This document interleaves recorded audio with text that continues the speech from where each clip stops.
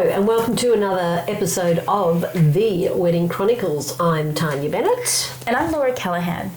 And today we're going to be talking about Q&A, actually, questions and answers. Yeah, so we've put it out there a couple of times on our Instagram account, which is hello@the-Wedding Chronicles, to find out if you had any questions that you would like to know or have us answer or talk about in regards to weddings. And you guys have come through. There have been a few. So we thought we might just share a couple of questions and then give our sort of take on those and share our thoughts. You know, penny for thoughts, as they say. Exactly. So what was the first one that we had a little bit of a chat about earlier? It was actually from a celebrant. Yeah, so our first question actually came from a celebrant. So a rather newish celebrant who's struggling to get photos of themselves in, it sounds bad, but in the act of officiating a ceremony. So, in the officiating a ceremony. Yeah, we got that. In the act of being a celebrant. Yeah? Celebrant in the act. Yeah, got it. Okay. You're bright red. That's gold. So again, you forget that there's cameras there sometimes and things come out. Yeah. And turning off the mobile phone might help as well. But anywho, thank you. So look, this celebrant's obviously struggling. Like me. They're struggling to get professional photos of themselves officiating ceremonies that obviously look decent, wanting to make sure that they can promote and share what they're actually doing in their role, because they see other people who do get those photos and who can share them. So what advice would you give them? Look, I think it'd be lovely if you actually asked the couple, do you mind at the end of the ceremony if we could have a photo together? Asking the photographer if that's okay as well. Look, I know that over the many, many years and the many, many photos, there's been some horrendous ones where I will actually see a photo of myself and I think, what the hell is that face you are pulling? But I'm actually just doing the ceremony. So, and again, it's not about me. But if you're wanting to do something like to have that photo of yourself to, pop on your socials and get your business up and running a little bit more, ask your couple. Ask the photographer as well, do you mind if, I have a photo at the end? And then ask your couple also, is it okay if I use these photos for my socials and for my website, etc., etc. Because if you don't have that permission, it can really go pear-shaped. And in saying that as well, if you have someone who comes along to a ceremony with you, so say you've got a buddy or a celebrant friend, a roadie, as they're often called, who comes along with you, and they take photos, still ask the couple if you can use them. Because essentially this is their wedding. You are just a part of their day. And for lack of a better word, you are given the opportunity to share it, but it has to be at their discretion because they may not want it. That's right. And it is their day. It's not yours. You've come to do a job and you've been paid to do a job. Yeah. Does it mean that that you can share your photos of yourself with them? No, you need to ask. But does it mean that you can't? It doesn't mean that you can't take behind the scenes photos without them in them. And that's another thing too. Again, this is a whole other subject that we'll talk about as well. But because things have changed so much over the years, if you're going to be doing a lot of social media stuff, you really need to arrive earlier if you want to do your socials. It's planning and prepping. It's making sure 100%. that you have already come to a wedding knowing what you want to take, that you've prepared what you want to say, where you want to go with it. Celebrants just don't turn up and it just magically happens that they get all this B-roll or that they get all this behind the scenes stuff. It's thoughtful planning that makes it happen. And I've noticed that especially. So now I'll arrive at a wedding even that extra time ahead where there's sort of no one else really there and I can have a little bit of a chat. And it's taken me quite a while to be able to you know, like you'll do a bit of a selfie, and like that selfie that I put up, like there might have been 9 million selfies before that I hated, you know, and I don't ever feel 100% comfortable either, because, but it's what has to be done nowadays. So if you know, you're that celebrant, that you're a new celebrant and you're wanting to sort of get it out there a little bit more of who you are, what you're about, you know, you need to actually be proactive and get there earlier to a venue, take some selfies of yourself, do a little bit of a video, ask the photographer, ask your couple, you've got your friend or your roadie. So there's a few tips anyway to sort of get you on your way. Then I would say then there's some sort of next level ones that you could possibly do. So your next level ones could actually be talking with your couple to see if you could invite a photographer just to purely take photos of you. And when I say invite, you'd obviously pay them to come along and take photos of just you for the day that you can then use. Yeah. And some couples are like, yeah, sure, as long as we can have some of those as well. And you're more than happy to be able to share. Then you may even take it to the next level, which I don't know if you've done it, but I've done it, where I've paid a videographer to come to a ceremony. And I've given my couple the video of their ceremony for them to allow me to film it. And I've paid the videographer to come along to film it, but film it with purpose for me to be able to use on socials and media. And so there's sort of levels that you can go to. It's an investment. And I say next level, but you are investing in your ability to show others what you sound like, what you look like, and you're valuing your work and your time, and your couple appreciate that they're getting something out of it for nothing as well. Totally. And even if you didn't want to do it without, or if you wanted to do it without the couple, like we've had our photo shoots, and we've done a couple of photo shoots, and you know, we've had our photographers that we know and love come and help us, and you know, it's a professional thing, but there's a lot of thought that goes into that. It doesn't sort of just happen. No. You know? And when you start to work in the industry, you start to really connect with other photographers. You start to really link in with other vendors, and you will start to see that there's the same familiar faces popping up, or ones that you really want to work with in the future. So you will go out of your way, and this is just what we've done, is to engage with them, to pay them for their role, their time, their expertise, to take photos for us that then they then send to us. Now, I'm a little bit of an enigma. I always say this because I'm sort of like this hybrid crossover when it comes to weddings, being a celebrant, but photographer and videographer. So hybrid crossover. Gosh, that's deep. We'll try and put a good spin on it. So when I come into a wedding now as well, I've got friends who are celebrants, and I know that as a photographer, if I'm there on the day, I'm going to look after them as well and take some photos of just them, whether they cut in a little bit closer, the couple's not in, or if they are, that I can share with them too, because I appreciate the fact that they may not get photos often, and you don't get to share these moments, and you can't take professional photos when you're doing the job that you're doing. No, God, that's really lovely that you do that though, you know, because you're thinking on the other side as well, with a hybrid crossover. But look, in saying like with the hybrid crossover. I love it. Run it with that. Hybrid crossover. But the other side of it is I'm thinking smart. Because I'm linking in with celebrants that I like, that I genuinely want to work with, who, when it comes to their couples and looking for providers, hopefully they want to work with me too, and they may refer me. And suddenly you've got free cross promotion.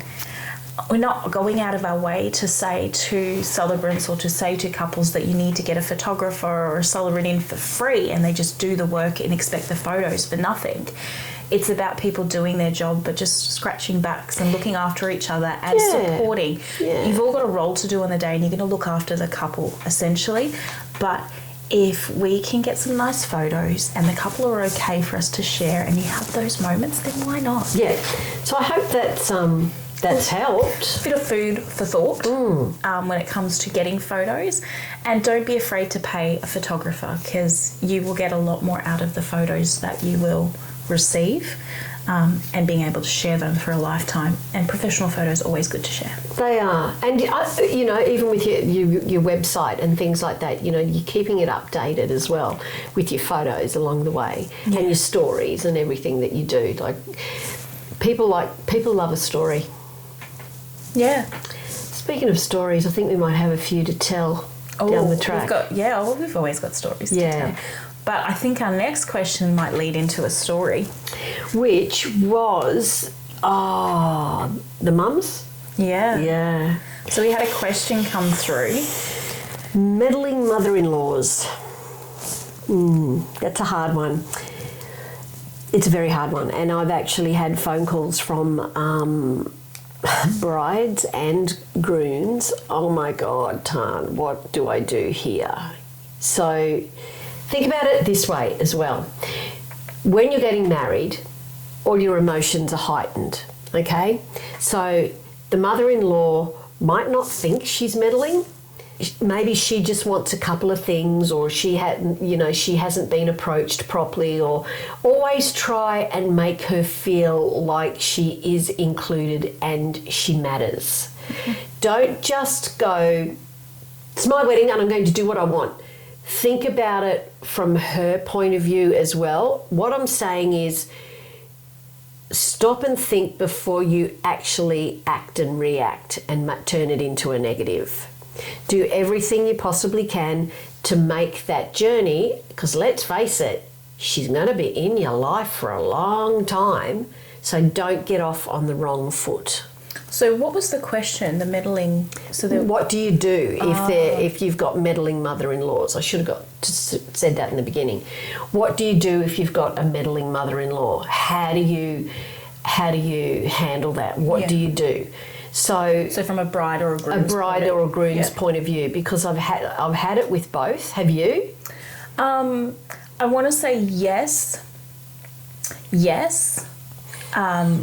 Diplomatic here. No, I'm being diplomatic, because in saying that there's a meddling mother-in-law, as a celebrant, I can't come in and be a counsellor and tell you what to do or say. I can't influence and change what's going to happen naturally, or change the way that people communicate with one another or share information with one another. So when I say diplomatically, like, yes, I'm always the bird on the outside of the window kind of looking in. I see it happening, but I'm there for a role that's not involving that, and I won't involve myself in that, because I don't want to be... for lack of another word, I don't want to be like the go-between. The go-between. Oh, yeah, I was going to say the sauce in the spaghetti, you know. I don't want to get involved in family dynamics, because that's not my role. I am there to officiate a ceremony, make sure that it is legally required to go ahead. But I also need to, in some ways, know that there's a dynamic happening, so that if there's parts in the ceremony that may off-put people, that there's other options that we can discuss to kind of move around it. It is good to. It's hard because you can't. We're not counsellors, but to actually sit and listen. Sometimes I have found that if I just sit and I listen, or I don't give I can't give my opinion, because it's not. I don't want it to come back on me. But if I listen and maybe pop the question back to them, maybe, do you think maybe she would like to feel involved, or give a few little sort of different options for them to look at. Now, I've also had it where they've exhausted every option. So what do you do? Like, mum's just going to have her 2 cents worth no matter what. And at the end of the day, it is between the couple. Mm-hmm. It is between the couple. So I think if you were to exhaust every option and really try and make it all lovely, and if you can't, then you've just got to go with what the two of you want, because the two of you have to be on the same page. It's not 3, it's 2. And you can, the family dynamics, seen it all, heard it all, experienced a few different things. And the family dynamic can sometimes make or break your wedding, and that shouldn't be the case. It shouldn't be. And I'm putting on my photographer videography hat, that it can be very off-putting when you come to family photos time, and there will be a family member that says, I will not be in that group photo because this person is in that group photo. Grow up, people. Yes, it's the idea of a photo not happening, or one person excluding themselves because another is in there. A wedding, to me, is a place where you have to push aside that for one day, for 1 hour, it's not even an hour worth of photos. Just stand in that photo because it's not about anybody else except that couple who want people together. And that puts enormous pressure on the couple. Enormous pressure, pressure that they don't need. Their emotions are heightened, like I said in the beginning, like there's so much going on in their minds and their hearts and everything. They don't need that crap. It's like if you haven't got anything nice to say, don't say anything at all. So when it comes to meddling mother-in-laws, what would you say? Sit back and really have a good look at why you think she's meddling. Why? And what she wants. And what she wants. What she wants. Maybe she just wants to be recognised. Maybe you could do something in the ceremony. Maybe she just likes to feel like she matters. Maybe she's just being an ass. I don't know. She doesn't like you. Maybe she doesn't like you. But that's not going to change. And that's not going to change. So why change what you're wanting to do? Yeah. It's finding the reason why and then sitting down and really talking about, well, how is that going to impact and change and do? And who do you talk with? Who do you talk to that about? Your other half. Yeah, your partner. And if they're not listening to you, you've got your bridal party. Yeah. Your lean on those people. Yeah, lean on them. Like, what do I do here? I don't want to make it worse. I want to make it better. I mean, we all want a harmonious road. It doesn't always happen. But, don't look back and sort of go, I just did what I wanted anyway. No, stop and have a little bit of a think. Yeah. Yeah, prevention is better than cure. Yeah. So chat with your partner about it. Try and make it amazing. And if you can't, then do what the two of you want. Exactly. Exactly. So which leads us to our final question for the day, which is, it's a really good one, and I'm going to ask it of you first. It says, if you were getting married today, what would you look for in a celebrant? Someone who could tell our story with confidence. Someone who had an easygoing but very professional nature and personality. Experience, I would definitely. And you don't get experience until you get experience. Somebody who would really be able to understand where we were coming from, give feedback, but not be overbearing. Yeah. Because there are some that will be, this is how I'm doing it. It's like, well, that's all well and good, but we've got these ideas and we'd like someone to be able to meld it all together for us, and I want to see what's being said. That's just me. Same. I want to see what's being said. And very warm and inviting and just have a lovely, lovely energy, because it's that energy that you bring to the room. It's the energy. I always see a ceremony as setting the stage for your entire day. Yeah. So when it comes down to your guest's experience, what they experience with your celebrant is going to set them up for how they will feel and what they will take away from your day. Because with guests and even a couple, it's not, they don't remember what you say, they remember the way you made them feel. 100%. So my first criteria, if I was getting married today, I would look for a celebrant that knows how to make the feels. Yeah, oh yeah. Straight away. Land those feels. Land those people. feels. Yeah. Who can be professional yet somewhat funny in their delivery. Naturally, without trying over the top or being too crude with their jokes, because I have seen that and it falls very flat before, and I know my family, I know my friends, and that probably won't slide very well. And then I would look for somebody that does have that sense of experience, so it doesn't have to be completely in the celebrant world. They may be a DJ jockey or somebody that gets up and talks and presents in front of people all the time, but I want them to have the experience and ease of being able to communicate effectively and in a calm nature with everyone, because I'd like the ceremony to be calm. Yeah. I want that to be the sort of like the sleigh going into like the big jump. Sliding on into married life. Exactly. Yeah. And you want that sort of that feel of it, the ease of the day just kind of rolling in. I'd want somebody that could hold a space with authority.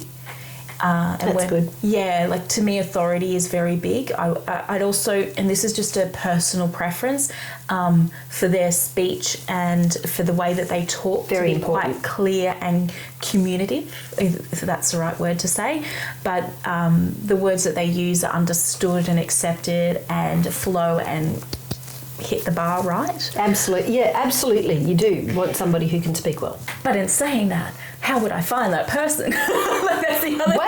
Like, no, but honestly, because when you think about your preferences when it comes to a celebrant, yes, you've got preferences, but then how would I find that perfect celebrant? And I wouldn't be able to unless I could see their work in action. And I'm not going to turn up every other weekend to a different celebrant ceremony if they let me and tell me where they're going to be, just to see what they sound, feel, look like, in the hopes that they could replicate something similar to my day.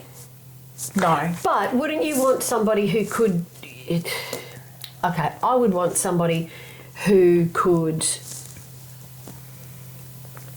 meld themselves into what I'm wanting. Yes. You know, they have to be mouldable. They have to be able to be, okay, look at, there's so many different ways, like out the back of,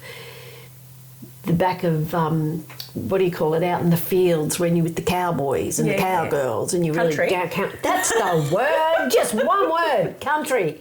Down to earth, you know, whereas as opposed to the 5-star Intercontinental or the Valley Estate, you know, that's more polished. You've got to be able to... you want someone that can fit in any of those scenarios. Because what happens if your venue changes? Now, there are a couple of venues, I'm not going to throw shade or share names, but there are venues that will book weddings and then call couples up because they'll book something else over the top of their wedding and then the couple have to choose. What? Yes. And I've just had a couple that I've signed up to do their wedding next year let me know that they chose not to go with those venues because of that, because they didn't want to have the risk of their day having to be changed or an event happening over it. Hang on. What do you mean? So they've booked the place for their wedding. Yeah. And then what happened? Then they book another event. I'll tell you off screen. Oh my God. Yeah. That's poor form. So the reputation of, and that's the thing, like, I don't want to throw shade at which venues and who will do that, but the reputation now of this venue is very badly tainted because couples see it as not being one that will be honouring the booking that has happened, that their wedding will happen and go through on a day, and that they've got the security of knowing that once they're paid a deposit, and they're not paying a little amount, they're paying a big amount, that their day is going to happen as it is. Now, saying that, I also know that this venue, because I have officiated a wedding there for another couple, and they had to change their wedding day a couple of years ago because a similar thing happened. So they're now getting that sort of reputation, as that's the way that they operate and that's the way that they do things. So just saying, you want to have somebody who can kind of mould themselves into any sort of scenario. So if your venue did change, the look, the feel, the way that it's presenting, the way that it's going forward is going to be very much in line with what you want.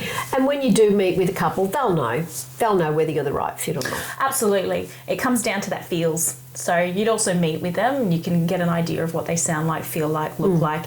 Whether you build that trust, you know straight away if you're going to be a friend with somebody or whether you're just going to be an acquaintance, and you'll get the same feel when it comes to a celebrant. And I always say, just as well, stalk their socials. Definitely. Yeah, I never get offended with that. No. I never get offended with that. No. And I've had brides say to me, we did a fair bit of stalking, and I was like, great, stalk away. Yeah.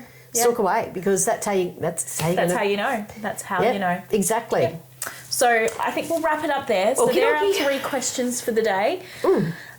Keep them coming in. You can leave us a question on our Instagram, or you can send us a message individually if you want one of us to share your stories, or maybe just reword it in a little way so that people don't know who has shared it. Because that's the thing, we don't want to, we certainly don't want any names or anything, you know, like, so the stories may have happened, they may not have happened, may have been in one of my couples, it may not have been one of my couples, vice versa, because it's all about integrity.